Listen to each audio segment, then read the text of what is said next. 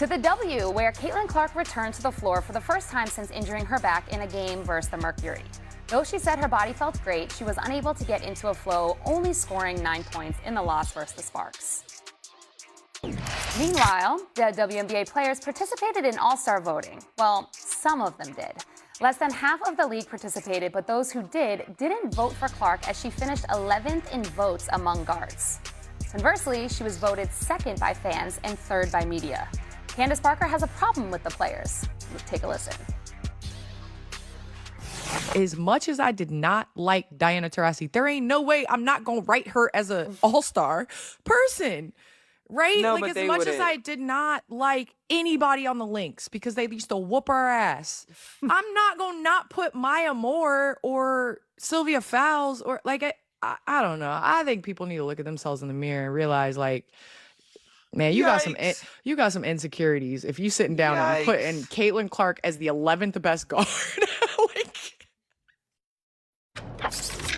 David, Candace said y'all got some insecurities if you're not putting her there. What are your thoughts? So I want to make sure that we're sort of clear on the nuance of the voting here, right? That's an important part of this. They didn't say that she was the 11th best guard in the WNBA. That's not what happened. As you mentioned, a lot of people didn't get ballots, a lot of people didn't vote, but what they did, they voted for the top 4 guards in the league. That was what the All-Star ballot was. So people were voting for top 4.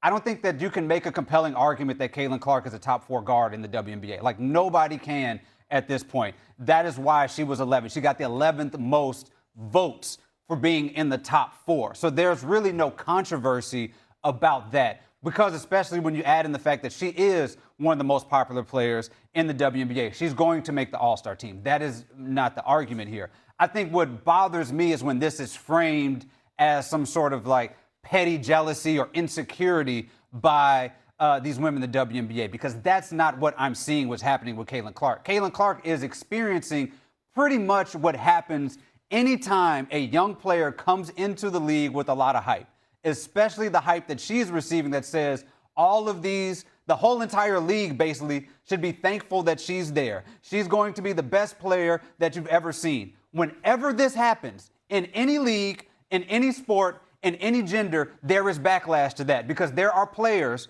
who are there who are saying, we built this, show me what you got. And they target that player. That happens all the time. Michael Jordan had the freeze out in the Olympics where they would not pass him the ball. LeBron James, when he got in the league and he was the chosen one, they were physical with LeBron James.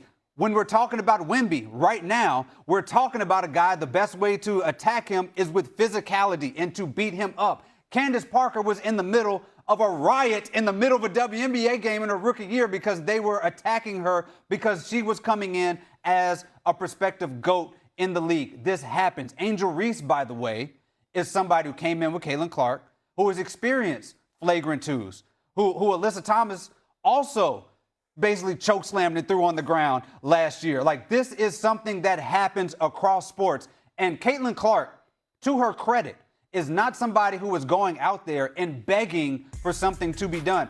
When this play happened, she got up and ran back to the other side of the court because Caitlin Clark just wants to play basketball. She doesn't want congressional hearings about her being fouled. She doesn't want you to call in the National Guard when there is a foul on her. She wants to play basketball. She wants to deal with the physicality. She just wants it called correctly. And the WNBA has a referee problem where they're not calling these across the board. But this is not some issue where she is a victim of anything. If anything, she is a victim of people using her in bad faith and using her to target these women when Caitlin Clark herself just wants to play basketball. Well, David, that's exactly right. Caitlin Clark says it herself. She's not a victim. She's playing the sport that she's grown up loving her entire life. But to your point, she's caught up in this vicious cycle of something happens, not anything more egregious that happens to the next player with the next jersey on the next team, but because she's brought so many new eyes to the league that are inexperienced and kind of uneducated on what the league is about and what they do and what they don't do. And then what ends up happening?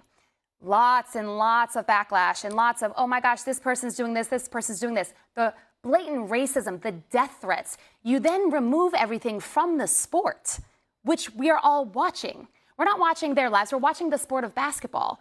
But because of this, we are just constantly saying, oh, well, Caitlin Clark, She now has to sit in a press conference, and instead of talking about the stat sheet, instead of talking about the wins and losses, she has to say, stop attacking my peers.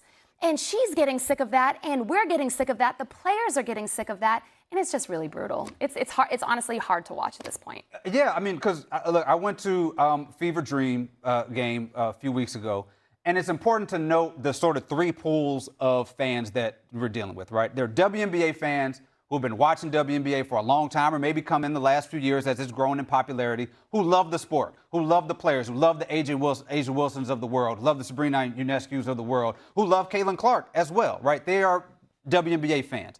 And then there are people who are in that arena in State Farm who are Caitlin Clark fans.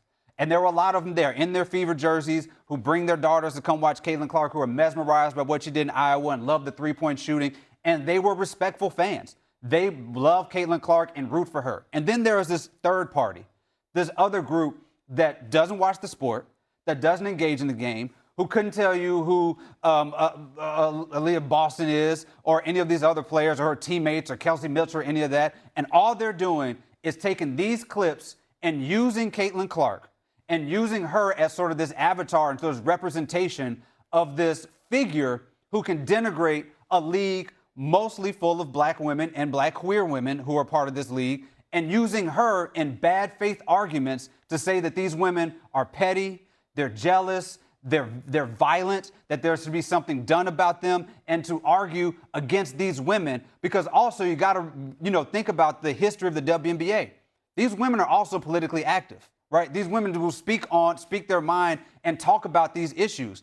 And so a lot of these bad faith, that third pool of people, they could not wait to find a reason to target them, and they're using Caitlin Clark, and she does not want to be used in that way. She wants to play basketball. She does. And speaking of politics, a group of 11 Republican lawmakers are seeking answers from WNBA Commissioner Kathy Engelbert for what they are calling unnecessary physical hostility and violence toward Caitlin Clark that they feel is not being officiated fairly. The lawmakers are also asserting the rough play is racially motivated. David, let's just, because I get all riled up about this. Candace Parker talked about this in that podcast as well. We need to make it about basketball. Yes, it was a flagrant 2. Yes, the call was correct. Alyssa Thomas was suspended. Boom, end of story. But it's not the end of the story, and that is the problem. Yeah, that's a huge problem. I mean, again, Angel Reese, same thing happened to her a couple weeks ago, right? There are bad fouls all across the league because it's a physical sport. It's an incredibly physical sport. And there's one thing that Engelbert, there's a lot of stuff that she needs to improve on. One is the officiating and the consistent officiating across the board. Again, this, whatever this congressional hearing or whatever that they're trying to do is, again, a bunch of bad faith folks using Caitlin Clark to denigrate the league. That's all this is, because they couldn't name a single other player. They haven't seen a single other highlight. They haven't seen a bad foul across any other part of the league. This is, again, using the WNBA as a sort of racial sort of lightning rod that they're using to go against these players, and they're using Caitlin Clark as the sort of the entry point into that. And it's bad faith arguments in the middle of a culture war with a bunch of players who want to play basketball, speak their minds, and go out there and earn their livelihood. That's all they're trying to do. It's nonsense and it's ridiculous. It really is, and it's heartbreaking because I was just at the Liberty game the other night where the Wings beat them. Why aren't we talking about Jessica Shepard in her third triple-double of the season? But instead we're talking about this. Really unfortunate stuff, but fortunately, the Knicks are the reigning NBA champs, but with wild NBA trades this offseason impacting the Eastern Conference.